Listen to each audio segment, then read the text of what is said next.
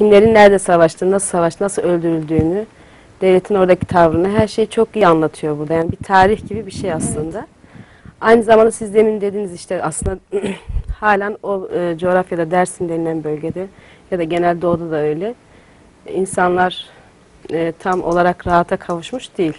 Özellikle yani ben şöyle söylüyorum, benim açımdan 38 halen devam ediyor. Yani yaşanmış, bitmiş, sorgulanmış, halledilmiş, rafa kaldırılmış bir mesele değildir. Özellikle barajlarla birlikte şu anda Dersim'de 20 tane baraj yapılmak isteniyor. Sadece Munzur'da değil, orada bulunan Fırat ve diğer nehirler üzerinde. Evet. Bu 20 barajla birlikte Dersim sular altında kalacak. Yani bu barajlar aslında 38'de yapılan soykırımın devamı, doruk noktası ve bitirme noktası da diyebiliriz. Yani Dersim'in Çünkü sular altında kalması kalacak. demek kültürün, tarihi... Evet, şimdiden 80 köy boşaltılacak mesela. Evet. Zaten boşalan, nüfusu azalan bir yer ve hızla oradan insanlar göç edecekler. Dolayısıyla bu dil, bu şarkılar, bu tarih, bu kültür ya da oraya ait olan insan motifi mi diyeyim artık, oradaki yaşam biçimi yeryüzüne yok olup gidecek. Evet, bu anlamda sizin duyarlı çalışmalarınız var. Berlin'de geçtiğimiz haftalarda da sokak gösterileri yapıldı. Munzurma Dokunma adı altında yine Türkiye'nin birçok kentinde de benzer eylemler, etkinlikler yapılıyor. Dersim'de öyle. En son işte siz Berlin'de bir kampanya başlattınız. Uluslararası kamuoyunun dikkatini o bölgeye çekmek için. Biraz ondan bahsedelim. Hazır Dersim'deki barajlara girmişken, bu konu oradan açılmışken. Tabii doğrusunu isterseniz biz bu konuda yapılanları çok yeterli bulmuyoruz. Yani doğru, insanlarımızın çok ciddi bir tepkisi var.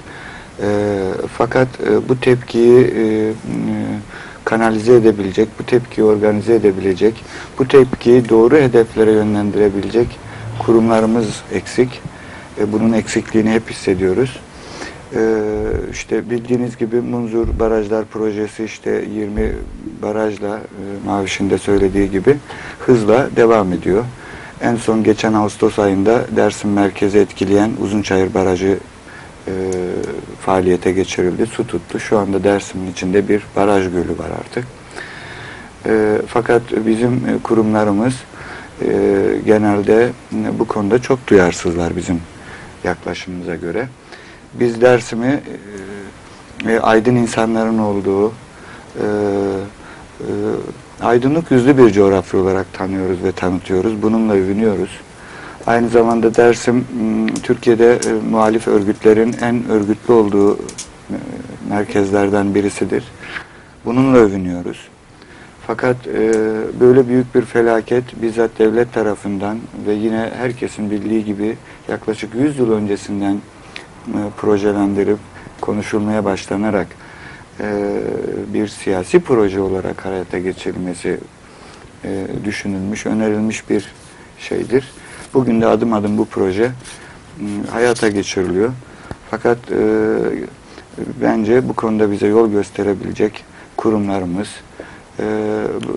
sorumluluklarını yeterince yerine getirmiyorlar. Evet, kampanyalar var ama yeterli derecede hani ses getirici şekilde değil. Çünkü barajlar gerçekten inşa edilmeye başlandı bile. Hatta biraz önce dediğiniz gibi Evet, Dersim'in... bitmiş baraj, 3 tane baraj bitmiş durumda.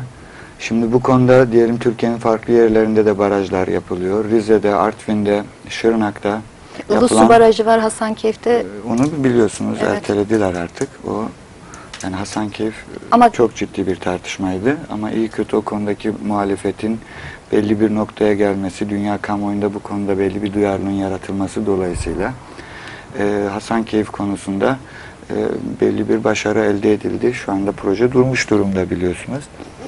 Ama bu gösteriyor ki aslında haklı temellere dayalı bir muhalefet her ne kadar ulusal ve uluslararası güçlerin ya da sermaye gruplarının finansıyla da yürüse bu, yani karşımızdakiler her ne kadar güçlü de olsa ciddi bir kamuoyu muhalefetiyle aslında bu barajlar konusunda biz Dersimlilerde çok başarılı olabiliriz. Umarız barajlar bir an önce durdurulur. Tabii ummakla ya da söylemekle olmuyor. Bir an önce harekete geçmek gerekiyor.